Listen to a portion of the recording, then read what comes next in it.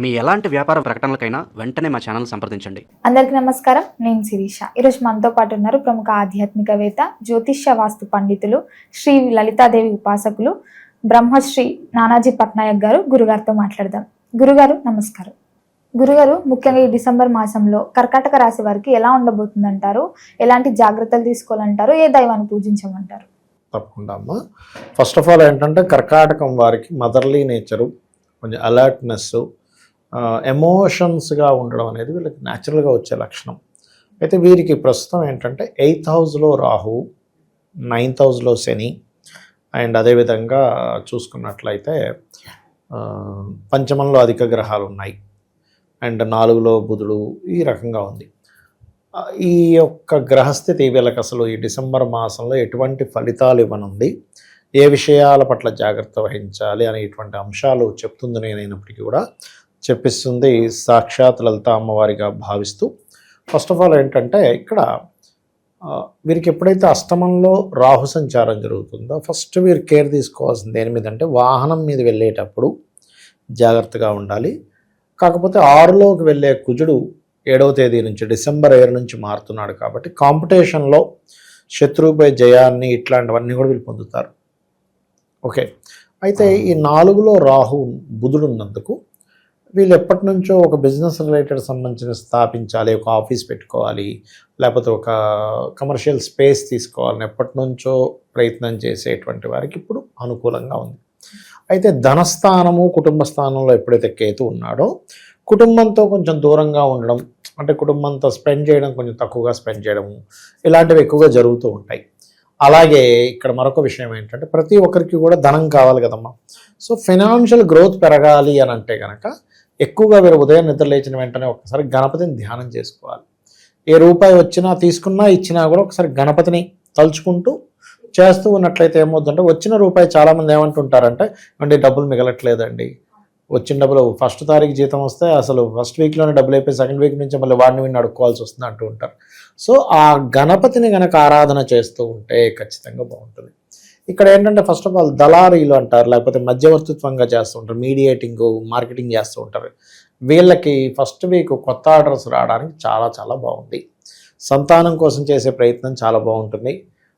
కొంతమంది ఫ్రెండ్స్ లేకపోతే కొత్త లవ్ అఫైర్స్ ఇట్లాంటివి ఏర్పడేటువంటి యోగం ఎక్కువగా ఉంది ఇప్పుడు కర్కాటకం వారికి చెప్పాలంటే ఫస్ట్ 20 days. ఎందుకంటే కుజుడు శుక్రుడు కలిసి ఉన్నారు కాకపోతే రాంగ్ రూట్లోకి మాత్రం వెళ్ళకూడదు. కొంతమంది అఫైర్స్లోకి వెళ్ళిపోతుంటారు ఆ కుజు శుక్రుడు కలిసి ఉన్నప్పుడు.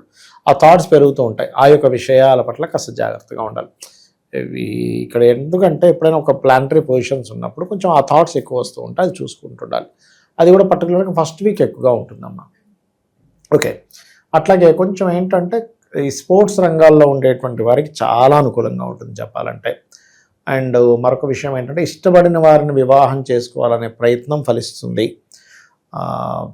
తండ్రి గారి ఆరోగ్య విషయంలో కొద్దిగా జాగ్రత్త వహించాలి ఈ కర్కాటకం వారు. ఎందుకంటే 9లో రాహు, శని ఉన్నాడు, శని మీద కుజుడు దృష్టి ఉంది కదా, అందుకని.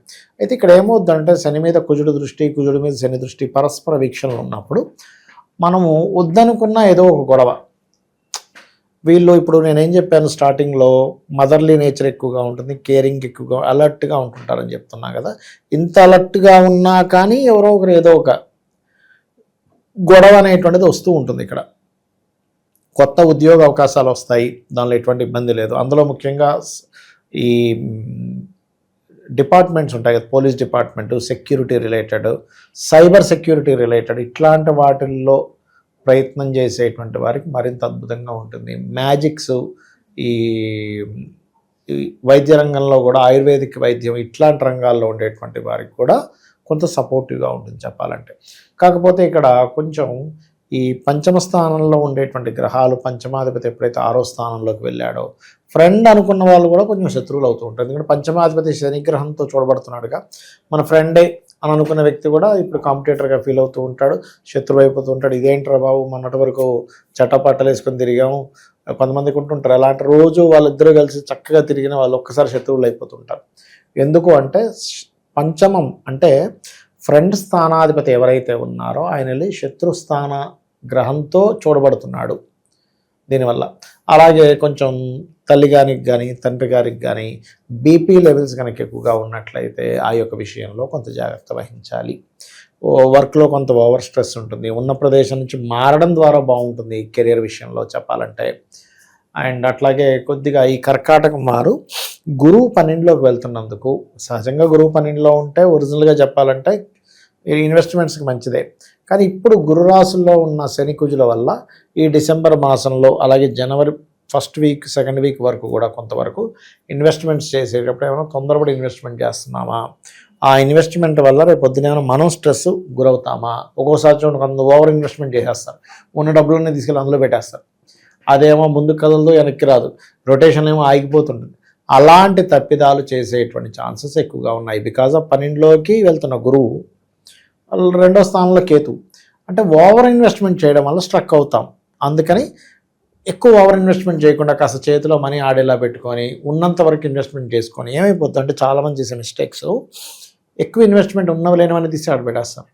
మనీ ఆడక అప్పు చేస్తారు. మళ్ళీ ఆ అప్పుకి వడ్డీలు, మళ్ళీ ఆ అప్పుకి ఇంకొక అప్పు. అరే అది అనవసరంగా కొన్నాను, అది కొనకపోయింటే నాకు ఇన్ని అప్పులు ఉండేవి కాదు కదా, అది ₹1 కోటి పెట్టుకుంటే ఇక్కడ 2 కోట్లు అప్పులు అవుతాయి. కొనకపోయి ఉంటే చక్కగా ఉండేది కదా అనిపిస్తుంది. కాబట్టి ఇలాంటి గ్రహస్థితి ఉన్నప్పుడు ఈ తప్పిదాలు అస్సలు చేయకూడదు. వీళ్ళు ఎక్కువగా సుబ్రహ్మణ్యేశ్వర స్వామి ఆరాధన చేసుకుంటే మంచిది వీరికి. గురుగారు, ఇంతవరకు మనము గోచార జాతకాల గురించి చెప్తున్నారు. సో వ్యక్తిగతంగా మన జాతకాలని ఎలా తెలియజేస్తారు గురుగారు? ఏం లేదమ్మా, ఫస్ట్ ఆఫ్ ఆల్ గోచార ఫలితం ఈజ్ ఇప్పుడు మార్కెట్ ఎట్లా ఉంది, బయట వాతావరణం ఎలా ఉంది అలాంటిది. పర్సనల్ చార్ట్ ఈజ్ మనము కంప్లీట్గా ఈ జీవుడు. ఇప్పుడు ఎగ్జాంపుల్ ఇక్కడ నుంచి నేను ఒక అమీర్పేట వెళ్ళాలి, ఆటోలో వెళ్ళొచ్చు, కారులో వెళ్ళొచ్చు, మెట్రోలో వెళ్ళొచ్చు, ట్రైన్లో వెళ్ళొచ్చు, ఉదాహరణ చెప్తున్నా. రకరకాల మార్గాల ద్వారా వెళ్తా, బైక్ మీద వెళ్తా. అసలు నేననేవాడిని శక్తి లేదు, నాకు జ్వరం వచ్చింది, ఎలా వెళ్తా? మన నీరసంగా ఉంది, నేను వెళ్ళలేనంట. అంటే ఇన్ని ఉన్నాయి.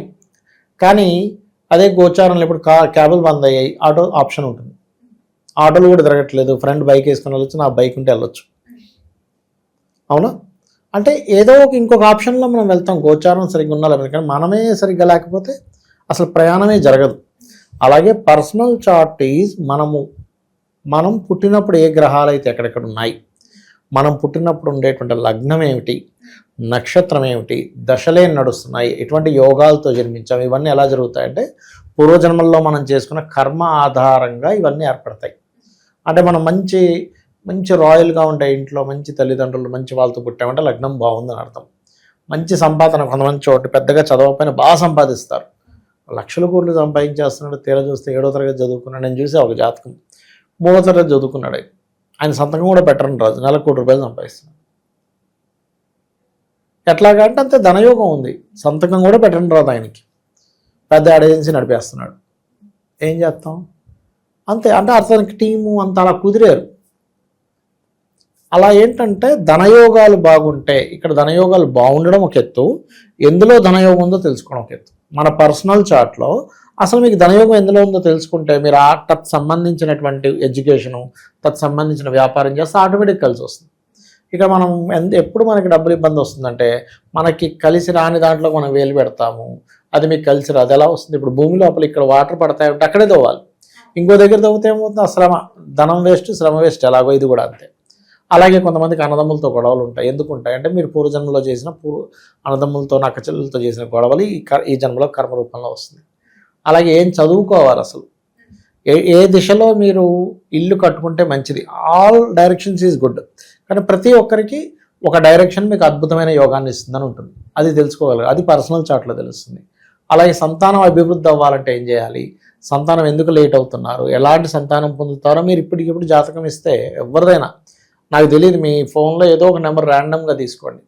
ఇప్పుడు మీరు ఫోన్ ఓపెన్ చేసి ఆయన్ని ఒక ర్యాండమ్గా కొట్టమంటే కొడితే వాళ్ళ సంతానం గురించి ఇప్పుడు చెప్పచ్చు. ఎలా ఉంటారు, అమాయకంగా ఉంటారా, లేకపోతే స్పిరిచువల్గా ఉంటారా, అగ్రెసివ్గా ఉంటారా, ఫ్యామిలీని వదిలిపెట్టి ఉండడానికి ఇష్టపడతారా, ఫ్యామిలీతో ఉండడానికి ఇష్టపడతారా, అన్నీ తెలుస్తాయి. అట్లా సంతాన అభివృద్ధికి ఏం చేయాలి, అసలు ఎప్పుడు వివాహం చేసుకుంటే మంచిది. ఇప్పుడు చాలామంది మ్యారేజ్ మ్యాచింగ్స్ చూసామండి కానీ డివోర్స్లు అయిపోతున్నాయి అంటాం కదా.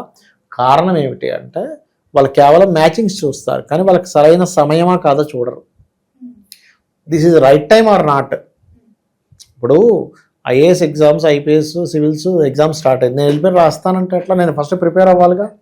నేను ప్రిపేర్ అవ్వకుండా వెళ్ళిపోయి రాసేసి నేను ఫెయిల్ అయ్యాను, ఇదంతా చీటింగు, అసలు వాడు ఏం దిద్దుతున్నాడు ఏంటో అంటే నేను ఫస్ట్ ప్రిపేర్ అయ్యి వెళ్ళాలా. అట్లాగే వీళ్ళకి వివాహ యోగం నడుస్తున్న సమయంలో వెళ్ళరు, చేసుకోరు. వివాహం నడవని సమయంలో వివాహం చేసుకోవడము, మంచి ముహూర్తం పెట్టుకున్నాం, మ్యాచింగ్ చూసాం, 36కి 18 వచ్చేసి అయినా కానీ ఎందుకు విడిపోయారో అర్థం కావట్లేదు, బాధపడుతూ ఉంటాం.